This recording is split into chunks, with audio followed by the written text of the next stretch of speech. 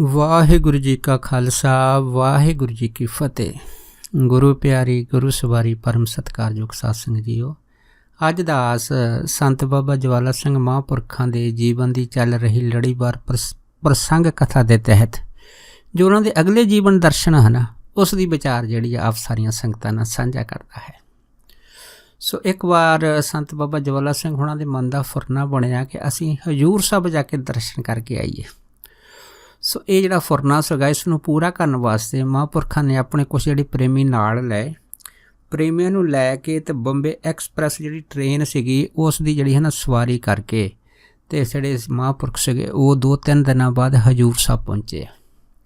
ਜਦ ਹਜ਼ੂਰ ਸਾਹਿਬ ਪਹੁੰਚੇ, ਇੱਥੇ ਗੁਰਦੁਆਰਾ ਨਗੀਨਾ ਘਾਟ ਦੇ ਲਾਗੇ ਇੱਕ ਨਿਹੰਗੇ ਬੁੰਗਾ ਹੈਗਾ, ਇੱਥੇ ਮਹਾਂਪੁਰਖਾਂ ਨੇ ਆਪਣੀ ਰਿਹਾਇਸ਼ ਰੱਖੀ।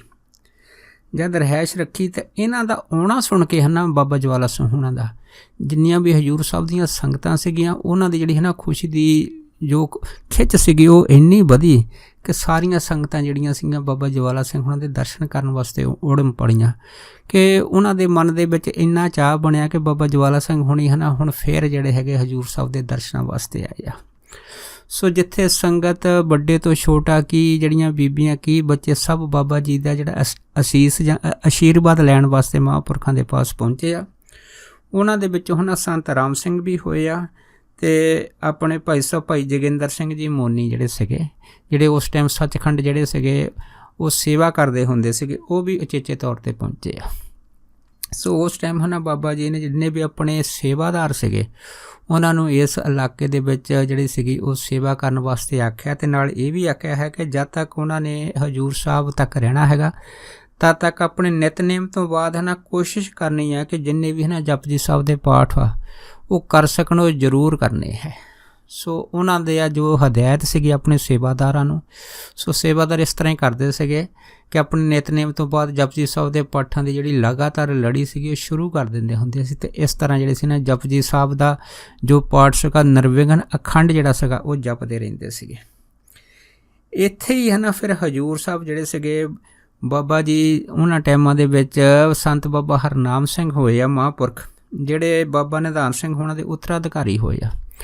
ਉਹਨਾਂ ਨੂੰ ਅਚੇਚੇ ਤੌਰ 'ਤੇ ਸੁਨੇਹਾ ਭੇਜਿਆ ਉਹਨਾਂ ਟਾਈਮਾਂ 'ਚ ਕਿ ਅਸੀਂ ਹੈ ਨਾ ਸੰਤ ਬਾਬਾ ਨਿਧਾਨ ਸਿੰਘ ਹੋਣਾ ਦੇ ਦਰਸ਼ਨ ਕਰਨੇ ਆ, ਕਿਉਂਕਿ ਬਾਬਾ ਜਵਾਲਾ ਸਿੰਘ ਹੋਣਾ ਨੂੰ ਪਤਾ ਸੀਗਾ ਕਿ ਸੰਤ ਬਾਬਾ ਨਿਧਾਨ ਸਿੰਘ ਉਹਨਾਂ ਟਾਈਮਾਂ ਦੇ ਵਿੱਚ ਇੱਕ ਗਿੱਲਣਾ ਦੀ ਬਿਮਾਰੀ ਸੀਗੀ, ਉਹ ਮਹਾਂਪੁਰਖਾਂ ਨੂੰ ਜਿਹੜੀ ਹੋਈ ਸੀਗੀ, ਅਤੇ ਮਹਾਂਪੁਰਖਾਂ ਨੇ ਕਾਫੀ ਸਮੇਂ ਤੋਂ ਜਿਹੜਾ ਸੀਗਾ ਉਹ ਇਲਾਜ ਵੀ ਕਰਾਇਆ, ਅਤੇ ਇਹ ਇਲਾਜ ਜਿਹੜਾ ਸੀਗਾ ਉਹ ਅੰਗਰੇਜ਼ੀ ਵੀ ਸੀ ਅਤੇ ਵੈਦ ਹਕੀਮੀ ਇਲਾਜ ਵੀ ਕਰਾਇਆ, ਪਰ ਕੋਈ ਆਰਾਮ ਨਹੀਂ ਆਇਆ। ਸੋ ਇਸ ਨੂੰ ਲੈ ਕੇ ਨਾ ਬਾਬਾ ਜਵਾਲਾ ਸਿੰਘ ਚੇਚੇ ਤੌਰ 'ਤੇ ਬਾਬਾ ਨਿਧਾਨ ਸਿੰਘ ਹੋਣਾ ਦੇ ਦਰਸ਼ਨ ਕਰਨ ਵਾਸਤੇ ਹੈ ਨਾ ਜਦ ਗੁਰਦੁਆਰਾ ਜਿਹੜੇ ਸੀਗੇ ਇਹਨਾਂ ਦੇ ਪਾਸ ਪਹੁੰਚੇ ਆ, ਉਸ ਟਾਈਮ ਜਾ ਕੇ ਮਹਾਂਪੁਰਖਾਂ ਨੇ ਆਪਸ ਵਿੱਚ ਜਿਹੜੀ ਸੀ ਉਹ ਫਤਿਹ ਦੀ ਸਾਂਝ ਕੀਤੀ ਆ। ਉਸ ਤੋਂ ਬਾਅਦ ਬਾਬਾ ਜਵਾਲਾ ਸਿੰਘ ਹੋਣੀ ਬਾਬਾ ਨਿਧਾਨ ਸਿੰਘ ਹੋਣਾ ਦਾ ਜਿਹੜਾ ਮੰਜਾ ਸੀਗਾ ਉਹਦੇ ਨਾਲ ਹੀ ਨਜ਼ਦੀਕ ਹੇਠਾਂ ਹੀ ਜ਼ਮੀਨ 'ਤੇ ਬੈਠ ਗਏ। ਜਦ ਬੈਠੇ ਆ ਅਤੇ ਫਿਰ ਇੱਥੇ ਜਿਹੜੀ ਹੈ ਨਾ ਗੱਲਬਾਤ ਬਾਬਾ ਨਿਧਾਨ ਸਿੰਘ ਨਾਲ ਚੱਲੀ ਸੀ, ਉਹ ਜਿਹੜੀ ਮੇਨ ਗੱਲ ਸੀਗੀ ਉਹ ਸੀਗੀ ਮਹਾਂਪੁਰਖਾਂ ਦੀ ਬਿਮਾਰੀ ਦਾ ਹਾਲ ਚਾਲ। ਸੋ ਇਸ ਗੱਲਬਾਤ ਦੇ ਦੌਰਾਨ ਹੈ ਨਾ ਬਾਬਾ ਨਿਧਾਨ ਸਿੰਘ ਹੋਣਾ ਨੇ ਦੱਸਿਆ ਸੀਗਾ ਕਿ ਉਹਨਾਂ ਨੇ ਆਪਣੇ ਜੀਵਨ ਦੇ ਵਿੱਚ ਕਈ ਤਰ੍ਹਾਂ ਦੀਆਂ ਦਵਾਈਆਂ ਵੀ ਲਈਆਂ ਹੈ, ਪਰ ਹੈ ਨਾ ਕੋਈ ਖਾਸ ਆਰਾਮ ਨਹੀਂ ਆਇਆ ਹੈਗਾ।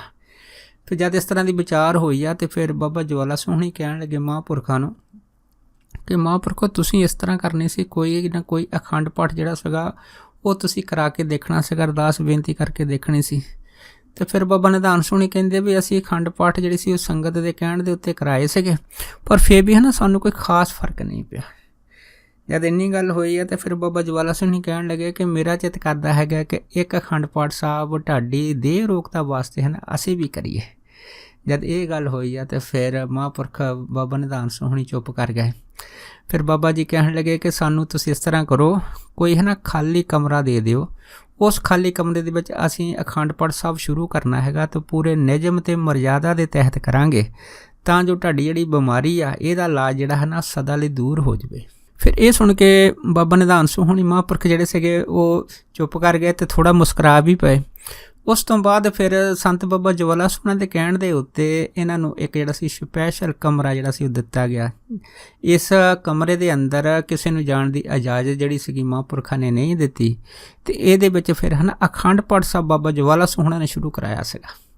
ਇਸ ਅਖੰਡ ਪਾਠ ਦੇ ਵਿੱਚ ਬਾਬਾ ਜੀ ਨੇ ਆਪਣੇ ਜਿਹੜੇ ਜਿੰਨੇ ਵੀ ਸਿੰਘ ਇਹਨਾਂ ਦੇ ਸੀਗੇ ਤਿਆਰ ਬਰ ਤਿਆਰ ਜਿਨ੍ਹਾਂ ਦਾ ਜਿਹੜਾ ਅਭਿਆਸ ਨਾਮ ਬਾਣੀ ਦਾ ਜਾਂ ਸੰਗਤ ਜੋ ਵੀ ਸੀ ਉਹ ਆਮ ਜਾਣੀ ਕਿ ਜਿਹੜੇ ਉਹਨਾਂ ਟਾਈਮਾਂ ਦੇ ਵਿੱਚ ਸਿੰਘ ਹੁੰਦੇ ਸੀ ਉਹਨਾਂ ਨਾਲ ਕਾਫੀ ਉਚੇਰੀ ਸੀਗੀ। ਉਸ ਟਾਈਮ 'ਤੇ ਬਾਬਾ ਜੀ ਉਹਨਾਂ ਨੇ ਅਖੰਡ ਪਾਠ ਦੇ ਨਾਲ ਜਪਜੀ ਸਾਹਿਬ ਦਾ ਇੱਕ ਜਿਹੜਾ ਛੋਟਾ ਪਾਠ ਹੈ ਉਹ ਵੀ ਨਾਲ ਬਰਾਬਰ ਰੱਖਿਆ ਅਤੇ ਨਾਲ ਧੂਫੀਆ ਵੀ ਰੱਖਿਆ। ਭਾਵ ਕੀ ਆ ਕਿ ਇੱਕ ਟਾਈਮ ਕਮਰੇ ਦੇ ਵਿੱਚ 3 ਸਿੰਘ ਜਾਂਦੇ ਹੁੰਦੇ ਸੀਗੇ, ਇੱਕ ਅਖੰਡ ਪਾਠ ਸਾਹਿਬ ਦੀ ਰੌਲ ਲਾਉਂਦਾ ਸੀਗਾ ਅਤੇ ਦੂਸਰਾ ਜਪਜੀ ਸਾਹਿਬ ਦੀ ਰੌਲ 'ਤੇ ਬਹਿੰਦਾ ਸੀਗਾ ਅਤੇ ਤੀਸਰਾ ਜਿਹੜਾ ਸੀ ਧੂਫੀਆ ਉਹ ਬਦਲਿਆ ਜਾਂਦਾ ਸੀਗਾ। ਇਸ ਤਰ੍ਹਾਂ ਬਾਬਾ ਜਵਾਲਾ ਸਿੰਘ ਹੁਣਾਂ ਨੇ ਇਹ ਜਿਹੜਾ ਅਖੰਡ ਪਾਠ ਬਾਬਾ ਨਿਧਾਨ ਸਿੰਘ ਹੁਣਾਂ ਦੀ ਦੇਹ ਰੋਗਤਾ ਵਾਸਤੇ ਇੱਥੇ ਕੀਤਾ ਸੀਗਾ। ਇਸ ਤੋਂ ਬਾਅਦ ਫਿਰ ਇਹਦਾ ਭੋਗ ਪਾਇਆ। ਬਸ ਮਹਾਂਪੁਰਖਾਂ ਦਾ ਐਸੀ ਉਹ ਕਿਰਪਾ ਹੋਈ ਆ ਉਸ ਅਖੰਡ ਪਾਠ ਤੋਂ ਬਾਅਦ ਕਿ ਬਾਬਾ ਨਿਧਾਨ ਸਿੰਘ ਹੁਣਾਂ ਦਾ ਜਿਹੜਾ ਇਹ ਰੋਗ ਸੀਗਾ ਹੈ ਨਾ ਗਿੱਲੜਾਂ ਦੀ ਬਿਮਾਰੀ ਦਾ, ਇਹ ਸਦਾ ਲਈ ਦੂਰ ਹੋ ਗਿਆ ਸੀਗਾ। ਉਸ ਤੋਂ ਬਾਅਦ ਫਿਰ ਬਾਬਾ ਨਿਧਾਨ ਸਿੰਘ ਦੀ ਬਾਬਾ ਜਵਾਲਾ ਸਿੰਘ ਹੁਣਾਂ ਦੀ ਮਿੱਤਰਤਾ ਜਿਹੜੀ ਸੀਗੀ ਉਹ ਹੋਰ ਵੀ ਜਿਹੜੀ ਸੀ ਉਹ ਕਾਫੀ ਗੂੜ੍ਹੀ ਹੋ ਗਈ ਸੀ ਉਸ ਤੋਂ ਬਾਅਦ। ਇਸ ਤਰ੍ਹਾਂ ਕਰਦੇ ਕਰਦੇ ਇੱਕ ਇੱਥੇ ਝਗੜਾ ਚੱਲਦਾ ਸੀਗਾ ਹਜ਼ੂਰ ਸਾਹਿਬ ਉਹਨਾਂ ਟਾਈਮਾਂ ਦੇ ਵਿੱਚ। ਇਹ ਝਗੜਾ ਸੀਗਾ ਨਵਾਬ ਹੈਦਰਾਬਾਦ ਦਾ, ਕਿਉਂਕਿ ਜਿਹੜੀ ਸੱਚਖੰਡ ਸ੍ਰੀ ਹਜ਼ੂਰ ਸਾਹਿਬ ਦੀ ਜ਼ਮੀਨ ਸੀਗੀ ਹੈ ਨਾ, ਇਸ ਜ਼ਮੀਨ ਦੇ ਉੱਤੇ ਜਿਹੜਾ ਨਵਾਬ ਹੈਦਰਾਬਾਦ ਸੀਗਾ ਇਹ ਚਾਹੁੰਦਾ ਸੀਗਾ ਕਿ ਇਹ ਜ਼ਮੀਨ ਜਿਹੜੀ ਹੈ ਨਾ ਗੁਰਦੁਆਰੇ ਤੋਂ ਲੈ ਕੇ ਆਪਣੇ ਕਬਜ਼ੇ ਦੇ ਵਿੱਚ ਕੀਤੀ ਜਾਵੇ। ਸੋ ਇੱਥੇ ਇਹਨੇ ਇਹ ਯੋਜਨਾ ਬਣਾਈ ਸੀ ਕਿ ਇਸ ਜ਼ਮੀਨ ਦੇ ਉੱਤੇ ਇੱਕ ਮੰਡੀ ਖੋਲ੍ਹੀ ਜਾਵੇ ਅਤੇ ਦੂਸਰਾ ਜਿਹੜਾ ਇੱਥੇ ਹੈ ਨਾ ਬੁੱਚੜਖਾਨਾ ਖੋਲ੍ਹਿਆ ਜਾਵੇ। ਸੋ ਇਹ ਜਿਹੜਾ ਝਗੜਾ ਸੀਗਾ ਨਵਾਬ ਹੈਦਰਾਬਾਦ ਜਿਹੜਾ ਸੀਗਾ ਉਹ ਇਸ ਗੁਰਦੁਆਰੇ ਦੀ ਜ਼ਮੀਨ ਨੂੰ ਹੜੱਪਣ ਵਾਸਤੇ ਜਿਹੜੀਆਂ ਸੀਗੀਆਂ ਉਹ ਕੋਸ਼ਿਸ਼ ਕਰ ਰਿਹਾ ਸੀਗਾ। ਪਰ ਇਹਦਾ ਵਿਰੋਧ ਕਰਨ ਵਾਸਤੇ ਜਿੰਨੇ ਵੀ ਗੁਰਦੁਆਰੇ ਸਾਹਿਬ ਦੇ ਸੇਵਾਦਾਰ ਸੀਗੇ ਉਹਨਾਂ ਨੇ ਸਾਰੇ ਇਕੱਠੇ ਹੋ ਕੇ ਉਹਨਾਂ ਟਾਈਮਾਂ ਦੇ ਵਿੱਚ ਇੱਕ ਮੋਰਚਾ ਲਾਇਆ। ਜਦ ਮੋਰਚਾ ਲਾਇਆ ਉਸ ਟਾਈਮ ਦਾ ਜਿਹੜਾ ਡਿਪਟੀ ਕਮਿਸ਼ਨਰ ਸੀਗਾ ਜਿਹਨੂੰ ਨਵਾਬ ਹੈਦਰਾਬਾਦ ਨੇ ਇਹ ਹਦਾਇਤ ਦਿੱਤੀ ਸੀ ਕਿ ਤੂੰ ਇਹ ਗੁਰਦੁਆਰੇ ਦੀ ਜ਼ਮੀਨ ਜਿਹੜੀ ਹੈਗੀ ਆ ਇਸ ਤੋਂ ਲੈ ਕੇ ਤਾਂ ਸਾਡੇ ਜਿਹੜੇ ਹੈ ਨਾ ਕਬਜ਼ੇ ਦੇ ਵਿੱਚ ਕਰਨੀ ਹੈਗੀ ਆ। ਜਦ ਇੰਨੀ ਗੱਲ ਹੋਈ ਸੀ ਤਾਂ ਜਿਹੜਾ ਡਿਪਟੀ ਕਮਿਸ਼ਨਰ ਸੀਗਾ ਉਹਨਾਂ ਟਾਈਮਾਂ ਦੇ ਵਿੱਚ ਉਹ ਬੜਾ ਸ਼ਸ਼ੋਪੰਜ 'ਚ ਫਸ ਗਿਆ ਸੀਗਾ। ਇੱਕ ਪਾਸੇ ਤਾਂ ਨਵਾਬ ਹੈਦਰਾਬਾਦ ਦਾ ਜਿਹੜਾ ਆਪਣਾ ਦਬਦਬਾ ਸੀ ਉਹਨਾਂ ਟਾਈਮਾਂ ਦੇ ਵਿੱਚ, ਕਿਉਂਕਿ ਜਿਹੜਾ ਖਾਸ ਕਰਕੇ ਮੁਸਲਮਾਨੀ ਇਲਾਕਾ ਹੋਣ ਕਰਕੇ ਇਹਨਾਂ ਦਾ ਜਿਹੜਾ ਪ੍ਰਭਾਵ ਸੀ ਇਹਨਾਂ ਇਲਾਕਿਆਂ ਵਿੱਚ ਬਹੁਤ ਜ਼ਿਆਦਾ ਸੀਗਾ। ਪਰ ਦੂਸਰੇ ਪਾਸੇ ਜਿਹੜੀਆਂ ਗੁਰਸਿੱਖਾਂ ਦਾ ਜਿਹੜਾ ਮੋਰਚਾ ਲੱਗਾ ਸੀਗਾ ਉਹ ਜਿਹੜਾ ਡਿਪਟੀ ਕਮਿਸ਼ਨਰ ਸੀ ਉਹਨੂੰ ਪਤਾ ਸੀਗਾ ਵੀ ਇਹ ਜਿਹੜੇ ਸਿੱਖ ਵਾ ਇਹ ਵੀ ਆਪਣੇ ਮੋਰਚੇ ਤੋਂ ਪਿੱਛੇ ਹਟਣ ਵਾਲੇ ਨਹੀਂ ਆ। ਸੋ ਇਸ ਕਰਕੇ ਜਿਹੜੇ ਹਾਲਾਤ ਸੀਗੇ ਨਾ ਕਾਫੀ ਤਣਾਅਪੂਰਨ ਹੋ ਗਏ ਸੀ। ਪਰ ਜਦੋਂ ਉਸ ਟਾਈਮ ਦੇ ਜਿਹੜੇ ਡਿਪਟੀ ਕਮਿਸ਼ਨਰ ਸੀਗੇ ਉਹਨਾਂ ਨੂੰ ਜਦ ਪਤਾ ਲੱਗਾ ਕਿ ਇੱਥੇ ਕਿ ਪੰਜਾਬ ਤੋਂ ਜਿਹੜੇ ਹੈ ਸਾਧੂ ਫਕੀਰ ਆਏ ਆ ਅਤੇ ਇਹਨਾਂ ਦੀ ਜਿਹੜੀ ਹੈ ਨਾ ਗੱਲਬਾਤ ਹੈ ਜਾਂ ਤਪੱਸਿਆ ਜਾਂ ਕਿਉਂ ਕਹਿ ਲਓ ਕੋਈ ਪਿਆਰ ਵਾ ਹਜ਼ੂਰ ਸਾਹਿਬ ਦੇ ਜਿੰਨੇ ਵੀ ਨਾ ਸੇਵਾਦਾਰ ਆ ਉਹ ਬੜੇ ਪਹਿਲ ਦੇ ਆਧਾਰ 'ਤੇ ਮੰਨਦੇ ਆ। ਸੋ ਇਹ ਜਿਹੜੇ ਸੀ ਨਾ ਸਾਰੇ ਇਕੱਠੇ ਹੋ ਕੇ ਬਾਬਾ ਜੀ ਦੇ ਪਾਸ ਗਏ ਆ। ਜਦ ਬਾਬਾ ਜੀ ਦੇ ਪਾਸ ਗਏ ਤਾਂ ਇਹਨਾਂ ਨੇ ਜਾ ਕੇ ਹੈ ਨਾ ਬਾਬਾ ਜੀ ਨੂੰ ਸਾਰੀ ਇਸ ਮੋਰਚੇ ਦੀ ਜਾਂ ਇਸ ਜ਼ਮੀਨ ਦਾ ਜੋ ਝਗੜਾ ਸੀਗਾ ਉਹਦੀ ਜਾਣਕਾਰੀ ਦਿੱਤੀ ਆ। ਅਤੇ ਬਾਬਾ ਜਵਾਲਾ ਸਿੰਘ ਹੁਣਾਂ ਨੇ ਇਹ ਜਿਹੜੀ ਸਾਰੀ ਜੋ ਝਗੜੇ ਦੀ ਗੱਲ ਸੀ ਬੜੇ ਧਿਆਨ ਦੇ ਨਾਲ ਸੁਣੀ ਆ। ਸੁਣ ਕੇ ਫਿਰ ਜਿਹੜੇ ਸੀ ਇਹਨਾਂ ਨੂੰ ਬਾਬਾ ਜੀ ਨੇ ਇਹ ਗੱਲ ਕਹਿ ਦਿੱਤੀ ਸੀ ਕਿ ਤੁਸੀਂ ਫਿਕਰ ਨਾ ਕਰਿਓ, ਕਲਗੀਧਰ ਮਹਾਰਾਜ ਜਿਹੜੇ ਹੈਗੇ ਆ ਇਸ ਦੇ ਮਸਲੇ ਵਾਸਤੇ ਦੇ ਹੱਲ ਵਾਸਤੇ ਹੈ ਨਾ ਕੋਈ ਜਿਹੜਾ ਹੈਗਾ ਉਹ ਐਸਾ ਤਰੀਕਾ ਕੱਢਣਗੇ ਜਿਹਦੇ ਨਾਲ ਜਾਣੀ ਕਿ ਦੋਨਾਂ ਧਿਰਾਂ ਦੀ ਜਿਹੜੀ ਹੈਗੀ ਸਹਿਮਤੀ ਉਹ ਬੜੀ ਆਸਾਨੀ ਦੇ ਨਾਲ ਬਣ ਜਾਏਗੀ। ਜਦ ਇਹ ਗੱਲ ਹੋਈ ਸੀ ਤਾਂ ਫਿਰ ਉਹ ਜਿਹੜਾ ਡਿਪਟੀ ਕਮਿਸ਼ਨਰ ਸੀਗਾ ਬਾਬਾ ਜੀ ਤੋਂ ਇਹ ਬਚਨ ਸੁਣ ਕੇ ਜਿਹੜਾ ਸੀਗਾ ਬੜਾ ਪ੍ਰਸੰਨ ਹੋਇਆ ਅਤੇ ਵਾਪਸ ਚਲੇ ਗਿਆ।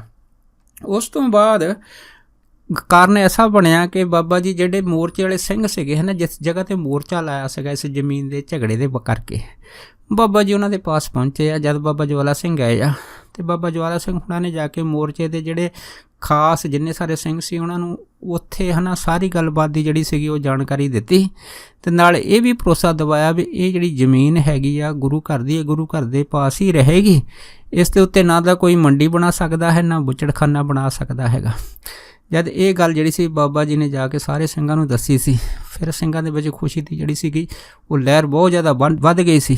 ਸਾਰੇ ਸਿੰਘਾਂ ਨੇ ਹੈ ਨਾ ਬਾਬਾ ਜਵਾਲਾ ਸਿੰਘ ਹੁਣਾਂ 'ਤੇ ਵਿਸ਼ਵਾਸ ਕਰਕੇ ਇਹ ਜਿਹੜਾ ਫਿਰ ਮੋਰਚਾ ਸੀਗਾ ਇਹਨੂੰ ਤਿਆਗਣ ਦਾ ਫੈਸਲਾ ਕਰਤਾ, ਕਿਉਂਕਿ ਸਾਰੀ ਜ਼ਿੰਮੇਵਾਰੀ ਹੁਣ ਬਾਬਾ ਜਵਾਲਾ ਸਿੰਘ ਹੁਣਾਂ ਦੇ ਉੱਪਰ ਆ ਗਈ ਸੀਗੀ। ਸੋ ਕਾਰਨ ਐਸਾ ਬਣਿਆ ਕਿ ਜਿਹੜਾ ਨਵਾਬ ਹੈਦਰਾਬਾਦ ਵਾਲਾ ਸੀਗਾ ਇਸ ਨੂੰ ਇੱਕ ਕਿਸੇ ਸ਼ਖਸ ਨੇ ਜਾ ਕੇ ਨਾ ਇਹ ਸੁਨੇਹਾ ਦੇ ਦਿੱਤਾ ਕਿ ਪੰਜਾਬ ਤੋਂ ਇੱਕ ਹੈ ਨਾ ਮਸਤਾਨੇ ਜਿਹੜੇ ਫਕੀਰ ਹੈਗੇ ਆ ਜਿਨ੍ਹਾਂ ਦੀ ਕਾਫੀ ਚੜ੍ਹਦੀ ਕਲਾ ਹੈ ਨਾ ਉਹ ਹਜ਼ੂਰ ਸਾਹਿਬ ਪਹੁੰਚੇ ਆ। ਤੁਸੀਂ ਜਾ ਕੇ ਉਹਦੇ ਦਰਸ਼ਨ ਅਗਰ ਕਰੋਗੇ ਹੈ ਨਾ ਤਾਂ ਤੁਸੀਂ ਦਰਸ਼ਨ ਕਰਕੇ ਜਿਹੜੇ ਸੀਗੇ ਆਪਣੇ ਬੜੇ ਭਾਗ ਜਿਹੜੇ ਹੈਗੇ ਉਹ ਸਮਝੋਗੇ। ਜਦ ਨਵਾਬ ਹੈਦਰਾਬਾਦ ਨੇ ਹੁਣਾਂ ਨੇ ਹੈ ਨਾ ਬਾਬਾ ਜਵਾਲਾ ਸਿੰਘ ਹੁਣਾਂ ਦੇ ਆਉਣ ਦਾ ਆ ਹਜ਼ੂਰ ਸਾਹਿਬ ਦੇ ਵਿੱਚ ਇਹ ਸਾਰਾ ਜਿਹੜਾ ਪ੍ਰਸੰਗ ਜਾਂ ਕਿੱਸਾ ਸੀਗਾ ਉਹਨਾਂ ਦੇ ਆਉਣ ਦੀ ਖਬਰ ਜਦ ਸੁਣੀ ਆ ਫਿਰ ਉਸ ਹੈਦਰਾਬਾਦ ਨਵਾਬ ਦੇ ਅੰਦਰ ਹੈ ਨਾ ਇਹ ਫੁਰਨਾ ਬਣਿਆ ਕਿ ਮੈਂ ਜਾ ਕੇ ਨਾ ਇਸ ਫਕੀਰ ਦੇ ਦਰਸ਼ਨ ਕਰਾਂ। ਇਹ ਸੋਚ ਕੇ ਹੈ ਨਾ ਨਵਾਬ ਹੈਦਰਾਬਾਦ ਜਿਹੜਾ ਸੀਗਾ ਆਪਣੇ ਜਿੰਨੇ ਵੀ ਹੋਰ ਸੰਗੀ ਸੀਗੇ ਜਾਂ ਉਹਨਾਂ ਟਾਈਮ ਦੇ ਵਿੱਚ ਹੋਰ ਜਿੰਨੇ ਮਿਨਿਸਟਰ ਜਾਂ ਉੱਚੇ ਅਫਸਰ ਸੀ ਇਹਨਾਂ ਨੂੰ ਸਾਰਿਆਂ ਨੂੰ ਲੈ ਕੇ ਫਿਰ ਉਹ ਨਾ ਨੰਦੇੜ ਪਹੁੰਚਾ। ਜਦ ਨੰਦੇੜ ਪਹੁੰਚਾ ਨਾ ਇਸ ਨੰਦੇੜ ਦੇ ਵਿੱਚ ਆ ਕੇ ਤਾਂ ਫਿਰ ਇਸ ਨੇ ਕੀ ਕੀਤਾ ਹੈਗਾ ਕਿ ਇੱਕ ਇੱਥੇ ਦਾ ਜਿਹੜਾ ਸੀਗਾ ਜੋ ਜ਼ਿਲ੍ਹੇ ਦਾ ਰੈਸਟ ਹਾਊਸ ਸੀਗਾ ਨੰਦੇੜ ਦਾ, ਉੱਥੇ ਜਾ ਕੇ ਹੈ ਨਾ ਫਿਰ ਇਸ ਨਵਾਬ ਹੈਦਰਾਬਾਦ ਨੇ ਆਪਣੀ ਜਿਹੜੀ ਸੀਗੀ ਉਹ ਰਿਹਾਇਸ਼ ਦਾ ਟਿਕਾਣਾ ਬਣਾ ਲਿਆ। ਉੱਥੋਂ ਹੀ ਹੈ ਨਾ ਕੁਛ ਬੰਦੇ ਭੇਜੇ ਬਾਬਾ ਜਵਾਲਾ ਸਿੰਘ ਹੁਣਾਂ ਦੇ ਪਾਸ ਗੱਡੀ ਦੇ ਕੇ ਕਿ ਜਾ ਕੇ ਹੈ ਨਾ ਬਾਬਾ ਜਵਾਲਾ ਸਿੰਘ ਮੇਰੀ ਬੇਨਤੀ ਕਰੋ ਕਿ ਮੈਨੂੰ ਇੱਥੇ ਹੈ ਨਾ ਰੈਸਟ ਹਾਊਸ ਦੇ ਅੰਦਰ ਆ ਕੇ ਮੈਨੂੰ ਦਰਸ਼ਨ ਦੇਣ। ਦੇਖੋ ਉਹ ਜਿਹੜੇ ਬੰਦੇ ਸੀਗੇ ਨਵਾਬ ਹੈਦਰਾਬਾਦ ਤੇ ਉਹ ਗੱਡੀਆਂ ਲੈ ਕੇ ਬਾਬਾ ਜਵਾਲਾ ਸਿੰਘ ਹੁਣਾਂ ਦੇ ਪਾਸ ਹਜ਼ੂਰ ਸਾਹਿਬ ਪਹੁੰਚੇ ਆ। ਜਦ ਪਹੁੰਚੇ ਆ ਅਤੇ ਉਹਨਾਂ ਨੇ ਇਹ ਸਾਰੀ ਗੱਲਬਾਤ ਜਿਹੜੀ ਸੀ ਬਾਬਾ ਜਵਾਲਾ ਸਿੰਘ ਨੂੰ ਦੱਸੀ। ਬਾਬਾ ਜਵਾਲਾ ਸਿੰਘ ਹੁਣਾਂ ਨੇ ਉਹਦੀ ਗੱਲਬਾਤ ਸੁਣ ਕੇ ਨਾ ਕੋਈ ਜਵਾਬ ਨਹੀਂ ਦਿੱਤਾ, ਪਰ ਨਾਲ ਜਿਹੜੇ ਸੀ ਹੈ ਨਾ ਉਹਨਾਂ ਦੇ ਨਾਲ ਗੱਡੀ 'ਚ ਬੈਠ ਕੇ ਜਿਹੜੇ ਸੀ ਨੰਦੇੜ ਸਾਹਿਬ ਜਿੱਥੇ ਰੈਸਟ ਹਾਊਸ 'ਤੇ ਠਹਿਰਿਆ ਹੋਇਆ ਸੀ ਉੱਥੇ ਜਾਣ ਵਾਸਤੇ ਤਿਆਰ ਹੋ ਗਏ। ਅਤੇ ਗੱਡੀ 'ਚ ਬੈਠ ਕੇ ਫਿਰ ਬਾਬਾ ਜਵਾਲਾ ਸਿੰਘ ਹੁਣੀ ਉਸ ਰੈਸਟ ਹਾਊਸ ਦੇ ਵਿੱਚ ਜਿੱਥੇ ਗਏ ਆ ਉੱਥੇ ਫਿਰ ਨਵਾਬ ਹੈਦਰਾਬਾਦ ਨੇ ਜਦੋਂ ਨਾ ਬਾਬਾ ਜਵਾਲਾ ਸਿੰਘ ਹੁਣਾਂ ਦਾ ਚਿਹਰਾ ਤੱਕਿਆ, ਤੱਕਦੇ ਸਾਰੇ ਉਹਦੇ ਮਨ ਨੂੰ ਬੜੀ ਸ਼ਾਂਤੀ ਮਿਲੀ, ਬੜੀ ਠੰਡਕ ਮਿਲੀ। ਮਹਾਂਪੁਰਖਾਂ ਦਾ ਚਿਹਰਾ ਚਿੱਟਾ ਦਾੜਾ ਅਤੇ ਕਾਫੀ ਉੱਚਾ ਲੰਮਾ ਸਰੀਰ ਅਤੇ ਮਹਾਂਪੁਰਖਾਂ ਦਾ ਜਿਹੜਾ ਦਗਦਗਾ ਚਿਹਰਾ ਦੇਖ ਕੇ ਹੈ ਨਾ ਨਵਾਬ ਹੈਦਰਾਬਾਦ ਨੇ ਜਿਹੜੇ ਇਹਨੇ ਝੁੱਕ ਕੇ ਜਿਹੜੀ ਸੀ ਸਲਾਮ ਕੀਤੀ ਅਤੇ ਬਾਕੀ ਜਿੰਨੇ ਵੀ ਸੀ ਸਾਰਿਆਂ ਨੇ ਬਾਬਾ ਜੀ ਨੂੰ ਜਿਹੜੀ ਸੀਗੀ ਉਹ ਸਲਾਮ ਕੀਤੀ। ਅਤੇ ਬਾਬਾ ਜਵਾਲਾ ਸਿੰਘ ਹੁਣਾਂ ਨੂੰ ਇੱਕ ਸੁੰਦਰ ਕੁਰਸੀ ਜਿਹੜਾ ਸੀਗਾ ਜਿਹੜੀ ਉਹਨਾਂ ਵਾਸਤੇ ਸਪੈਸ਼ਲ ਰੱਖੀ ਸੀ ਉਹਦੇ 'ਤੇ ਬਿਠਾ ਦਿੱਤਾ। ਜਦ ਬਾਬਾ ਜੀ ਉਸ ਕੁਰਸੀ ਪਲੰਘ ਦੇ ਉੱਤੇ ਬੈਠੇ ਆ ਉਸ ਤੋਂ ਬਾਅਦ ਫਿਰ ਜਿਹੜੀ ਹੈ ਨਾ ਗੱਲਬਾਤ ਹੋਈ ਆ। ਇਸ ਗੱਲਬਾਤ ਦੇ ਵਿੱਚ ਫਿਰ ਬਾਬਾ ਜਵਾਲਾ ਸਿੰਘ ਹੁਣਾਂ ਨੇ ਫਿਰ ਇਸ ਨੂੰ ਇਹ ਆਖਿਆ ਸੀਗਾ ਕਿ ਇਹ ਜਿਹੜੀ ਜ਼ਮੀਨ ਆ ਇਹ ਜ਼ਮੀਨ ਜਿਹੜੀ ਹਜ਼ੂਰ ਸਾਹਿਬ ਦੀ ਹੈਗੀ ਆ ਇਹ ਤੁਹਾਡੇ ਪੁਰਖਾਂ ਨੇ ਉਹਨਾਂ ਟਾਈਮਾਂ ਦੇ ਵਿੱਚ ਕਲਗੀਧਰ ਮਹਾਰਾਜ ਦੇ ਚਰਨਾਂ ਦੇ ਵਿੱਚ ਭੇਟ ਕੀਤੀ ਸੀਗੀ। ਸੋ ਜਦ ਉਹ ਜਿਹੜੀ ਤੁਹਾਡੇ ਪੁਰਖਾਂ ਨੇ ਕਲਗੀਧਰ ਮਹਾਰਾਜ ਦੇ ਚਰਨਾਂ 'ਚ ਜ਼ਮੀਨ ਭੇਟ ਕੀਤੀ ਆ ਉਹ ਇਸ ਕਰਕੇ ਮਹਾਰਾਜ ਦੀ ਪ੍ਰਸੰਨਤਾ ਵਾਸਤੇ ਕੀਤੀ ਤਾਂ ਜੋ ਇਸ ਜ਼ਮੀਨ ਦੇ ਵਿੱਚ ਲੰਗਰ ਚੱਲੇ ਅਤੇ ਆਲੇ ਦੁਆਲੇ ਦੇ ਜਿੰਨੇ ਵੀ ਇਲਾਕੇ ਹੈਗੇ ਆ ਉਹ ਲੰਗਰ ਛਕ ਕੇ ਹੈ ਨਾ ਗੁਰੂ ਘਰ ਦੀਆਂ ਖੁਸ਼ੀਆਂ ਪ੍ਰਾਪਤ ਕਰਨ। ਸੋ ਇਲਾਕੇ ਦੀ ਬਿਹਤਰੀ ਦੇ ਵਾਸਤੇ ਜਦ ਬਾਬਾ ਜਵਾਲਾ ਸਿੰਘ ਹੁਣਾਂ ਨੇ ਇਸ ਤਰ੍ਹਾਂ ਦੇ ਜਿਹੜੇ ਬਚਨ ਸੀਗੇ ਨਵਾਬ ਹੈਦਰਾਬਾਦ ਨਾਲ ਕੀਤੇ ਸੀਗੇ ਅਤੇ ਫਿਰ ਜਿਹੜਾ ਨਵਾਬ ਹੈਦਰਾਬਾਦ ਵਾਲਾ ਸੀਗਾ ਉਹਦੇ ਮਹਾਂਪੁਰਖਾਂ ਦੇ ਬਚਨ ਸੁਣ ਕੇ ਨਾ ਮਨ ਦੇ ਵਿੱਚ ਜਿਹੜੀ ਸੀ ਬੜੀ ਤਸੱਲੀ ਹੋਈ। ਉਸ ਤੋਂ ਬਾਅਦ ਬਾਬਾ ਜੀ ਨੇ ਇਹ ਵੀ ਆਖਿਆ ਸੀਗਾ ਕਿ ਅਗਰ ਤੁਸੀਂ ਆਪਣੇ ਜਿਹੜੇ ਪੁਰਾਤਨ ਤੁਹਾਡੇ ਜੋ ਬਜ਼ੁਰਗ ਹੈਗੇ ਆ ਉਹਨਾਂ ਦੀ ਗੱਲ ਦੇ ਵਿੱਚ ਕਿਸੇ ਤਰ੍ਹਾਂ ਦਾ ਕੋਈ ਅੜਿੱਕਾ ਡਾਉਂਗੇ ਜਾਂ ਜ਼ਮੀਨ ਨੂੰ ਜਿਹੜਾ ਹੈਗਾ ਉਹਨਾਂ ਦੇ ਮਨੋਰਥ ਤੋਂ ਉਲਟ ਵਰਤੋਂਗੇ ਹੈ ਨਾ ਫਿਰ ਉਸ ਦਾ ਜਿਹੜਾ ਫਲ ਤੁਹਾਨੂੰ ਹੀ ਜਿਹੜਾ ਉਹ ਭੁਗਤਾਉਣਾ ਪਵੇਗਾ। ਅਤੇ ਇਹਦੀ ਜ਼ਿੰਮੇਵਾਰੀ ਵੀ ਹੈ ਨਾ ਫਿਰ ਨਵਾਬ ਹੈਦਰਾਬਾਦ ਨੂੰ ਕਹਿਤਾ ਸੀ ਵੀ ਤੁਹਾਡੀ ਹੋਵੇਗੀ। ਜਦ ਬਾਬਾ ਜੀ ਨੇ ਸਿੱਧੇ ਤੌਰ 'ਤੇ ਇਹ ਵੀ ਬਚਨ ਕਹਿ ਦਿੱਤੇ ਸੀਗੇ ਫਿਰ ਜਿਹੜਾ ਨਵਾਬ ਹੈਦਰਾਬਾਦ ਵਾਲਾ ਸੀਗਾ ਉਹ ਅੰਦਰ ਹੈ ਨਾ ਮਨ 'ਚ ਕਾਫੀ ਕੰਬ ਗਿਆ ਸੀਗਾ। ਫਿਰ ਉਹਨੇ ਇਹ ਗੱਲ ਮੰਨੀ ਸੀਗੀ ਕਿ ਦਰਅਸਲ ਇਹ ਗੱਲ ਇਹ ਹੈ ਕਿ ਮੇਰੇ ਜਿਹੜੇ ਸਲਾਹਕਾਰ ਆ ਜਾਂ ਸੰਗੀ ਸਾਥੀ ਹੈ ਨਾ ਉਹਨਾਂ ਨੇ ਮੈਨੂੰ ਇਹ ਜ਼ਮੀਨ ਲੈਣ ਵਾਸਤੇ ਜਿਹੜਾ ਸੀਗਾ ਉਹ ਭੜਕਾ ਦਿੱਤਾ ਸੀਗਾ। ਅਸਲੀ ਗੱਲ ਜਿਹੜੀ ਉਹ ਮੈਨੂੰ ਇਹ ਨਹੀਂ ਸੀ ਪਤਾ ਕਿ ਅਸਲ ਦੇ ਵਿੱਚ ਇਹ ਜਿਹੜੀ ਜ਼ਮੀਨ ਹੈਗੀ ਉਹ ਸਾਡੇ ਬਜ਼ੁਰਗਾਂ ਦਾ ਜੋ ਕਲਗੀਧਰ ਦੇ ਪ੍ਰਤੀ ਆਪਣਾ ਵਿਸ਼ਵਾਸ ਸੁਨੇਹਾ ਜਾਂ ਜੋ ਸ਼ਾਗਿਰਦੀ ਆ ਨਾ ਉਹਦੀ ਜਿਹੜੀ ਹੈ ਇਹ ਮਾਨਤਾ ਜੋ ਮਹਾਂਪੁਰਖਾਂ ਦੇ ਪ੍ਰਤੀ ਬਣੀਓ ਹੋਈ ਹੈ ਇਹ ਸਦਾ ਕਾਇਮ ਰਹੇ ਅਤੇ ਮੈਨੂੰ ਵੀ ਇਸ ਗੱਲ ਦੇ ਵਿੱਚ ਬੜੀ ਖੁਸ਼ੀ ਹੈ। ਸੋ ਕਹਿਣ ਤੋਂ ਭਾਵ ਇਹ ਹੈ ਕਿ ਜਦ ਇਸ ਤਰ੍ਹਾਂ ਦੀਆਂ ਜਿਹੜੀਆਂ ਵਿਚਾਰਾਂ ਦੀਆਂ ਗੱਲਾਂ ਹੋਈਆਂ ਸੀਗੀਆਂ ਉਹਦੇ ਵਿੱਚ ਫਿਰ ਹੈ ਨਾ ਨਵਾਬ ਹੈਦਰਾਬਾਦ ਨੇ ਜਿਹੜੇ ਸੀ ਆਪਣੇ ਜਿਹੜੇ ਬੰਦੇ ਸੀਗੇ ਉਹਨਾਂ ਨੂੰ ਖਾਸ ਹਦਾਇਤਾਂ ਕੀਤੀਆਂ ਵੀ ਇਹ ਜਿਹੜੀ ਗੁਰੂ ਘਰ ਦੀ ਜ਼ਮੀਨ ਹੈਗੀ ਆ ਇਹ ਗੁਰੂ ਘਰ ਦੇ ਪਾਸ ਹੀ ਰਹੇਗੀ, ਇਸ ਕਰਕੇ ਸਾਡਾ ਇਸ ਜ਼ਮੀਨ ਦੇ ਉੱਤੇ ਕੋਈ ਹੱਕ ਨਹੀਂ। ਤਾਂ ਉਹਨੇ ਲਿਖਤੀ ਤੌਰ ਦੇ ਉੱਤੇ ਵੀ ਜਿਹੜੀ ਸੀ ਇਹ ਸਾਰੀ ਕਾਰਵਾਈ ਜਿਹੜੀ ਸੀ ਆਪਣੇ ਬੰਦਿਆਂ ਨੂੰ ਸੌਂਪ ਦਿੱਤੀ ਅਤੇ ਨਾਲ ਇਹ ਵੀ ਕਹਿ ਦਿੱਤਾ ਸੀਗਾ ਕਿ ਜਿਹੜਾ ਮੈਂ ਜੋ ਮੁਕੱਦਮਾ ਕਰਨਾ ਸੀਗਾ ਜਾਂ ਜੋ ਕਾਰਵਾਈ ਕਰਨੀ ਸੀ ਇਹ ਕਾਰਵਾਈ ਮੈਂ ਅੱਜ ਤੋਂ ਬਾਅਦ ਜਿਹੜੀ ਹੈ ਨਾ ਮੁਲਤਵੀ ਕਰ ਦਿੱਤੀ ਹੈਗੀ ਆ। ਸੋ ਬਾਬਾ ਜਵਾਲਾ ਸਿੰਘ ਹੁਣਾਂ ਦੇ ਕਹਿਣ ਦੇ ਉੱਤੇ ਹੈ ਨਾ ਫਿਰ ਉਹਨਾਂ ਟਾਈਮਾਂ ਦੇ ਵਿੱਚ ਨਵਾਬ ਹੈਦਰਾਬਾਦ ਨੇ ਇਹ ਜਿਹੜਾ ਜ਼ਮੀਨ ਦਾ ਝਗੜਾ ਸੀਗਾ ਸਦਾ ਲਈ ਖਤਮ ਕਰ ਦਿੱਤਾ ਸੀ ਅਤੇ ਨਾਲੇ ਇਹ ਵੀ ਜਿਹੜਾ ਸੀਗਾ ਸਪੈਸ਼ਲ ਲਿਖਿਆ ਸੀਗਾ ਉਹਨਾਂ ਟਾਈਮਾਂ ਦੇ ਵਿੱਚ ਵੀ ਇਹ ਜਿਹੜੀ ਜ਼ਮੀਨ ਦਾ ਝਗੜਾ ਜਾਂ ਜੋ ਜ਼ਮੀਨ ਗੁਰੂ ਘਰ ਦੀ ਹੈ ਨਾ ਇਹਨੂੰ ਅੱਗੇ ਤੋਂ ਵੀ ਕੋਈ ਵੀ ਜਿਹੜਾ ਸ਼ਖਸ ਹੈ ਨਾ ਉਹ ਕਦੀ ਖਰੀਦ ਨਹੀਂ ਸਕਦਾ ਹੈਗਾ, ਕੋਈ ਕਬਜ਼ਾ ਨਹੀਂ ਕਰ ਸਕਦਾ।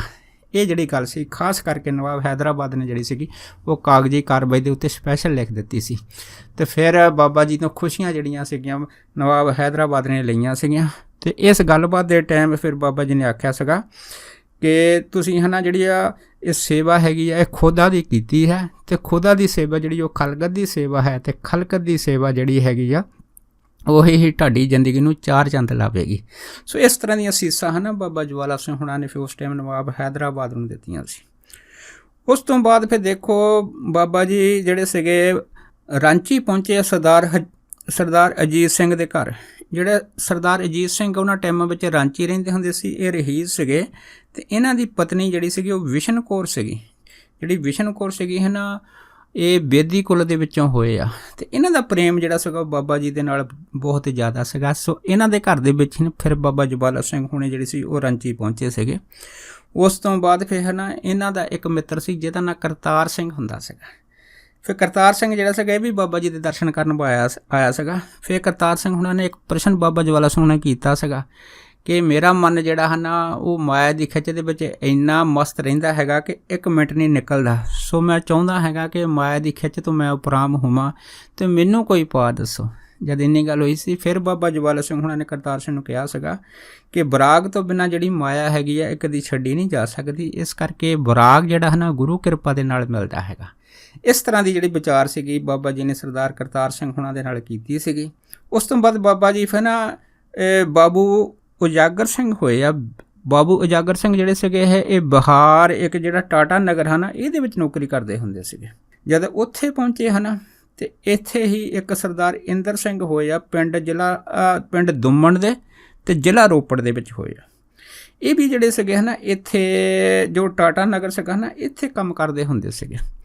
ਸੋ ਜਿਹੜਾ ਟਾਟਾ ਨਗਰ ਦਾ ਮਾਲਕ ਸੀਗਾ ਕਿਸੇ ਟਾਈਮ ਉਹਨੇ ਸਰਦਾਰ ਇੰਦਰ ਸਿੰਘ ਨੂੰ ਜਿਹੜਾ ਸੀ ਨਾ 1 ਪੈਸਾ ਮਿਲ ਦੇ ਵਿੱਚ ਹਿੱਸਾ ਪਵਾਇਆ ਸੀਗਾ। ਬਸ ਉਹ 1 ਪੈਸੇ ਦੀ ਬਰਕਤ ਐਸੀ ਹੋਈ ਸੀ ਕਿ ਸਮਾਂ ਪਾ ਕੇ ਹੈ ਜਿਹੜਾ ਸੀਗਾ ਸਰਦਾਰ ਇੰਦਰ ਸਿੰਘ ਉਹਨਾਂ ਨੇ ਇੱਕ ਤਾਰਾਂ ਦਾ ਕਾਰਖਾਨਾ ਲਾ ਲਿਆ ਸੀਗਾ। ਉਸ ਤੋਂ ਬਾਅਦ ਫਿਰ ਦੇਖੋ ਬਾਬਾ ਜੀ ਜਿਹੜੇ ਸੀਗੇ ਇਹ ਸਰਦਾਰ ਕਰਤਾਰ ਸਿੰਘ ਦਾ ਪ੍ਰੇਮ ਕਰਕੇ ਹੈ ਨਾ ਇੱਥੇ ਕੁਛ ਦਿਨ ਟਿਕੇ ਆ। ਇੱਥੇ ਹੀ ਹੈ ਨਾ ਇੱਕ ਬਾਬੂ ਜਗ ਸਿੰਘ ਹੋਇਆ ਹੈਗਾ।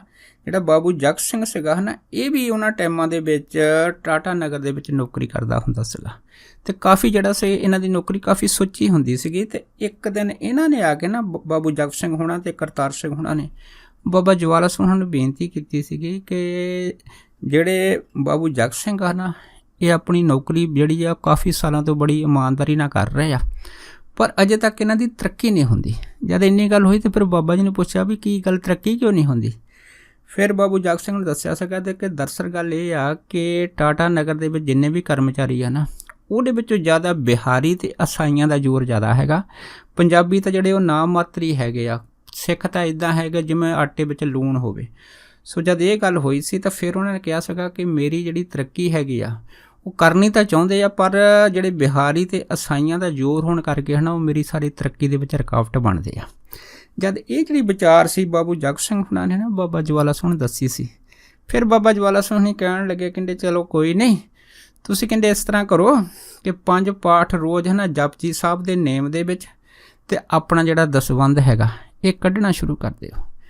ਜਦ ਇੰਨੀ ਗੱਲ ਹੋਈ ਆ ਅਤੇ ਫਿਰ ਇਹ ਇਸ਼ਾਰਾ ਜਿਹੜਾ ਸੀਗਾ ਬਾਬੂ ਜਗ ਸਿੰਘ ਹੁਣਾਂ ਨੇ ਬਾਬਾ ਜਵਾਲਾ ਸਿੰਘ ਹੁਣਾਂ ਦਾ ਸਮਝਿਆ ਸੀਗਾ।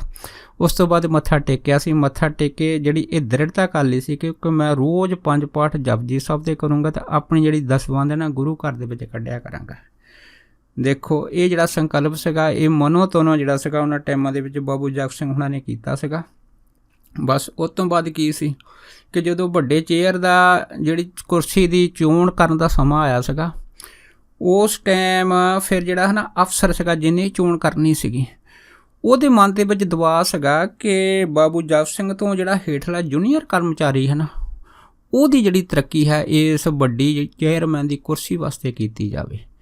ਜਦ ਉਹਦੇ 'ਤੇ ਇੰਨਾ ਦਬਾਅ ਪਿਆ ਅਤੇ ਪਰ ਇਸ ਦਬਾਅ ਦੇ ਮੂਹਰੇ ਹੁਣ ਦੇਖੋ ਮਹਾਂਪੁਰਖਾਂ ਦਾ ਬਚਨ ਤਾਂ ਸਦਾ ਹੀ ਜਿਹੜਾ ਹੈਗਾ ਉਹ ਟਲ ਹੀ ਹੁੰਦਾ ਹੈਗਾ। ਸੋ ਬਾਬਾ ਜੀ ਨੇ ਜੋ ਕਿਹਾ ਸੀਗਾ ਬਾਬੂ ਜਗ ਸਿੰਘ ਨੂੰ ਕਿ 5 ਪਾਠ ਰੋਜ਼ ਜਪਜੀ ਸਾਹਿਬ ਦੇ ਕਰਨੇ ਦਸਵੰਧ ਕੱਢਣਾ ਅਤੇ ਬਾਬੂ ਜਗ ਸਿੰਘ ਹੁਣਾਂ ਨੇ ਹੈ ਨਾ ਇਹਦੇ ਉੱਤੇ ਆਪਣਾ ਪੂਰਾ ਪਹਿਰਾ ਦਿੱਤਾ। ਪਰ ਤੁਸੀਂ ਦੇਖ ਲਓ ਜਦੋਂ ਉਹ ਤਰੱਕੀ ਦੀ ਸਿਫਾਰਿਸ਼ ਕਰਨ ਲੱਗਾ ਨਾ ਉਹ ਜਿਹੜਾ ਅਫਸਰ ਸੀਗਾ ਉਹ ਦੱਸਦੇ ਆ ਕਿ ਉਹਨੇ ਹੈ ਨਾ 3 ਵਾਰੀ ਜਿਹੜੇ ਕਾਗਜ਼ ਹੈਗੇ ਆ ਬਾਬੂ ਜਗ ਸਿੰਘ ਦਾ ਜਿਹੜਾ ਹੇਠਲਾ ਜੂਨੀਅਰ ਕਰਮਚਾਰੀ ਸੀ ਉਹਦੇ ਨਾਂ ਦਾ ਕੱਢਿਆ। ਜਦੋਂ ਉਹ ਕਾਗਜ਼ ਕੱਢਿਆ ਕਰੇ ਹੈ ਨਾ ਆਪਣੇ ਟੇਬਲ ਦੇ ਥੱਲੋਂ ਸਿਫਾਰਿਸ਼ ਕਰਨ ਵਾਸਤੇ ਉਸ ਟਾਈਮ ਉਹ ਸਾਹਮਣੇ ਕੀ ਦੇਖੇ ਕਿ ਕੋਈ ਜਾਣੀ ਕਿ ਗੁਪਤ ਸ਼ਕਤੀ ਜਿਹੜੀ ਹੈ ਨਾ ਉਹਦੇ ਸਾਹਮਣੇ ਖੜੀ ਹੈ ਅਤੇ ਉਹ ਗੁਪਤ ਸ਼ਕਤੀ ਦਾ ਦਾੜਾ ਵੀ ਜਿਹੜਾ ਹੈ ਨਾ ਉਹ ਚਿੱਟਾ ਹੈਗਾ ਅਤੇ ਚਿਹਰੇ ਦਾ ਬੜਾ ਜਲੌਦ ਹੈਗਾ। ਅਤੇ ਉਹ ਦੇਖ ਕੇ ਹੈ ਨਾ ਜਿਹੜਾ ਉਹ ਅਫਸਰ ਸੀਗਾ ਉਹ ਦੇਖ ਕੇ ਕੰਮ ਜਿਹਾ ਕਰੇ ਪਰ ਜਦੋਂ ਉਹ ਆਪਣਾ ਜਿਹੜਾ ਕਾਗਜ਼ ਵਾ ਜੋ ਜੂਨੀਅਰ ਕਰਮਚਾਰੀ ਦਾ ਥੱਲੇ ਰੱਖ ਦੇਵੇ ਉਹ ਜਿਹੜਾ ਦ੍ਰਿਸ਼ ਅਲੋਪ ਹੋ ਜਾਵੇ। ਜਦੋਂ ਉਹ ਕਾਗਜ਼ ਕੱਢੇ ਉਹ ਮੁੜ ਕੇ ਫਿਰ ਉਹੀ ਜਿਹੜੀ ਸ਼ਕਤੀ ਆ ਉਹਦੇ ਸਾਹਮਣੇ ਜਿਹੜੀ ਉਹ ਆ ਕੇ ਖੜੀ ਹੋ ਜਾਵੇ ਅਤੇ ਉਹਨੂੰ ਘੂਰੇ ਜਦ ਇੰਨੀ ਗੱਲ ਹੋਈ ਆ, ਉਹ ਦੇਖ ਕੇ ਜਿਹੜਾ ਕਰਮਚਾਰੀ ਸੀ ਉਹ ਪਸੀਨੋ ਪਸੀਨੀ ਹੋ ਗਿਆ, ਪੂਰੀ ਤਰ੍ਹਾਂ ਡਰ ਗਿਆ। ਉਹ ਦੱਸਦੇ ਆ ਕਿ ਉਸ ਕਰਮਚਾਰੀ ਨੇ ਬਾਬਾ ਜਵਾਲਾ ਸਿੰਘ ਹੁਣਾਂ ਦਾ ਜਿਹੜਾ ਸਰੂਪ ਸੀਗਾ ਉਹਨੂੰ ਤਾਂ ਨਹੀਂ ਸਮਝਿਆ, ਪਰ ਮਨ ਵਿੱਚ ਜਿਹੜੀ ਉੱਤੇ ਦਬਾਅ ਬਣੀ ਸੀ ਹੈ ਨਾ ਗੱਲ ਇਸ ਗੱਲ ਦਾ ਕਿ ਇਹ ਜਿਹੜਾ ਬਾਬੂ ਜਗ ਸਿੰਘ ਆ ਇਹਦਾ ਜਿਹੜਾ ਜੂਨੀਅਰ ਅਫਸਰ ਹੈ ਨਾ ਉਹਨੂੰ ਚੇਅਰਮੈਨ ਦੀ ਕੁਰਸੀ ਜਾਂ ਤਰੱਕੀ ਦੇਣੀ ਆ।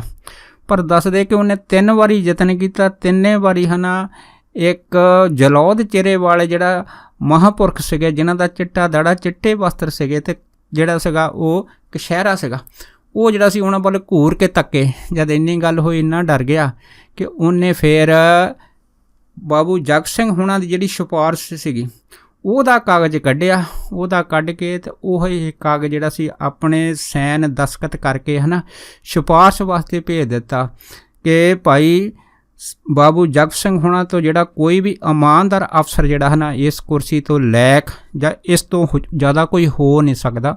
ਸੋ ਇਹ ਜਿਹੜੀ ਕੁਰਸੀ ਆ ਨਾ ਇਹ ਬਾਬੂ ਜਗ ਸਿੰਘ ਹੁਣਾਂ ਨੂੰ ਦਿੱਤੀ ਜਾਵੇ ਤਾਂ ਜੋ ਉਹ ਜਿਹੜਾ ਹੈ ਨਾ ਟਾਟਾ ਨਗਰ ਦਾ ਕੰਮ ਹੈਗਾ ਪੂਰੀ ਇਮਾਨਦਾਰੀ ਅਤੇ ਜ਼ਿੰਮੇਵਾਰੀ ਨਾਲ ਉਹ ਪਹਿਲਾਂ ਹੀ ਕਰਦੇ ਆ, ਅੱਗੇ ਵੀ ਹੈ ਨਾ ਇਸੇ ਤਰੀਕੇ ਦੇ ਨਾਲ ਕਰਦੇ ਰਹਿਣ। ਸੋ ਜਦ ਇਹ ਜਿਹੜੀ ਸਿਫਾਰਸ਼ੀ ਚਿੱਠੀ ਸੀਗੀ ਇਹ ਉਸ ਅਫਸਰ ਨੇ ਜਿਹੜੀ ਸੀਗੀ ਉਹ ਪਾਸ ਕਰ ਦਿੱਤੀ ਅਤੇ ਬਾਬੂ ਜਗ ਸਿੰਘ ਹੁਣਾਂ ਦਾ ਨਾਂ ਜਿਹੜਾ ਸੀਗਾ ਉਹ ਪੇਸ਼ ਕਰ ਦਿੱਤਾ। ਉਸ ਤੋਂ ਬਾਅਦ ਫਿਰ ਜਿਹੜੀ ਸਿੱਧੀ ਪੋਸਟ ਸੀ ਨਾ ਵੱਡੇ ਚੇਅਰਮੈਨ ਦੀ ਇਹ ਬਾਬੂ ਜਗ ਸਿੰਘ ਹੁਣਾਂ ਨੂੰ ਮਿਲ ਗਈ ਸੀ। ਅਤੇ ਜਿਸ ਤੋਂ ਬਾਅਦ ਫਿਰ ਬਾਬੂ ਜਗ ਸਿੰਘ ਇੰਨੇ ਖੁਸ਼ ਹੋਏ ਸੀਗੇ ਕਿ ਉਹ ਫਿਰ ਬਾਬਾ ਜਵਾਲਾ ਸਿੰਘ ਹੁਣਾਂ ਦੀ ਹੈ ਨਾ ਜੈ ਜੈ ਕਰਦੇ ਜਿਹੜੇ ਸੀ ਉਹ ਕਦੀ ਮੂੰਹੋਂ ਥੱਕਦੇ ਨਹੀਂ ਸੀ ਹੁੰਦੇ, ਕਿਉਂਕਿ ਉਹਨਾਂ ਨੂੰ ਪਤਾ ਸੀਗਾ ਕਿ ਇਹ ਸਾਰਾ ਜੋ ਤਰੱਕੀ ਦੇ ਉਹਦੇ ਦਾ ਜੋ ਸਨਮਾਨ ਹੈ ਨਾ ਉਹ ਕੇਵਲ ਅਤੇ ਕੇਵਲ ਬਾਬਾ ਜਵਾਲਾ ਸਿੰਘ ਹੁਣਾਂ ਦੀ ਕਿਰਪਾ ਦ੍ਰਿਸ਼ਟੀ ਸਦਕਾ ਹੀ ਉਹਨਾਂ ਨੂੰ ਪ੍ਰਾਪਤ ਹੋ ਸਕਿਆ ਹੈਗਾ। ਸੋ ਦਾਸ ਇੰਨੇ ਹੀ ਹਜੇ ਬਚਨ ਕਰਦਾ ਹੋਇਆ ਖਿਮਾ ਦਾ ਜਾਚਕ ਵਾਜੇ ਹੋਈਆਂ ਬੇਅੰਤ ਭੁੱਲਾਂ ਚੁੱਕਾਂ ਦੀ ਖਿਮਾ ਬਖਸ਼ਣੀ। ਸੋ ਫਤਿਹ ਬੁਲਾਓ।